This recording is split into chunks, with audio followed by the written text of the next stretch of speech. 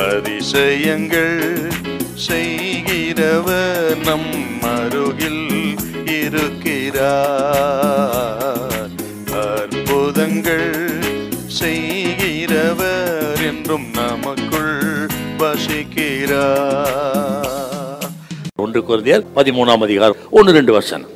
நான் மனுஷர் பாஷைகளையும் தூதர் பாஷைகளையும் பேசினாலும் அன்பு எனக்கு இராவிட்டால் சத்தமிடுகிற வெண்கலம் போலவும் ஓசையிடுகிற கைத்தாழம் போலவும் இருப்பேன். நான் தீர்க்க தரிசன வரத்தை உடையவனாய் இருந்து சகல ரகசியங்களையும் சகல அறிவையும் அறிந்தாலும் மலைகளை பெருக்கத்தக்கதாக சகல விசுவாசம் உள்ளவனாய் இருந்தாலும் அன்பு எனக்கு இராவிட்டால் நான் ஒன்றும் இல்லை. அன்பின் அவசியம். கிறிஸ்தவ வாழ்க்கையிலே முதிர்ச்சிக்கு அடையாளம் அன்பிலே வளர்வதுதான்.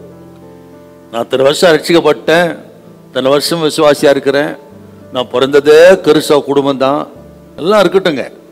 ஆனால் கிறிஸ்தவ வாழ்க்கையிலே இந்த முதிர்ச்சிங்கிறது அன்பிலே எந்த அளவுக்கு நாம் வளர்ந்திருக்கிறோமோ அதை வைத்துத்தான் நாம் கிறிஸ்தவ வாழ்வில் முதிர்ச்சி அடைந்தவர்கள் என்று சொல்ல முடியும். குறிப்பா 3 விதங்களிலே இந்த அன்பிலே வளரணுங்க. என்ன? 1, தேவனோடு உள்ள அன்பு. 2வது, தேவ பிள்ளைகளோடு கூட இருக்கிற அன்பு.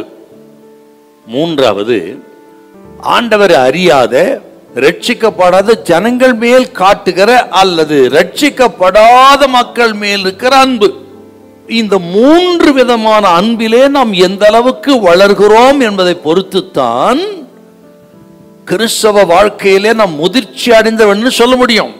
இன்னும் நான் சொல்லுகிறேன், தேவனுடைய போதனையே நீங்கள் ஒருவரில் ஒருவர் அன்பாயிருக்க வேண்டும் என்பதுதான்.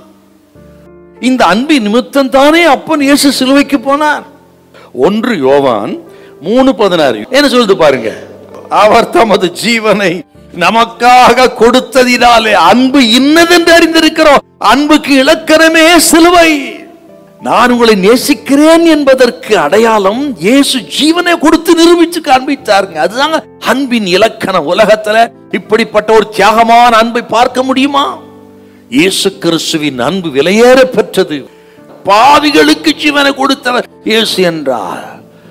தேவனுடைய அன்பு எத்தனை ஆச்சரியமானது. இந்த அன்பு இல்லாமல் நீங்கள் தூதர் பாஷை பேசினாலும் மனுஷர் பாஷை பேசினாலும் அதெல்லாம் ஒண்ணு இல்ல, சத்தம் போடுற பாத்திரம் மாதிரி தான் என்றால், இப்படிப்பட்ட அன்போடு கூட உங்கள் வரங்கள் செயல்பட்டால் அதனால் தான் பிரயோஜனம். அது இல்லைன்னா பிரயோஜனம் இல்லை. ஆகவே மன்னிப்பது, பாரங்களை பகிர்ந்து கொள்வது என்று அன்பை நீங்கள் வெளிப்படுத்துங்கள். அப்படி செய்யும் பொழுது நீங்கள் தொடர்ந்து ஓடக்கூடிய கிருபை கொடுத்து முழுமையான வெற்றி தருவார். கர்த்தர் கைவிட மாட்டார். ஹல்லேலூயா, ஹல்லேலூயா.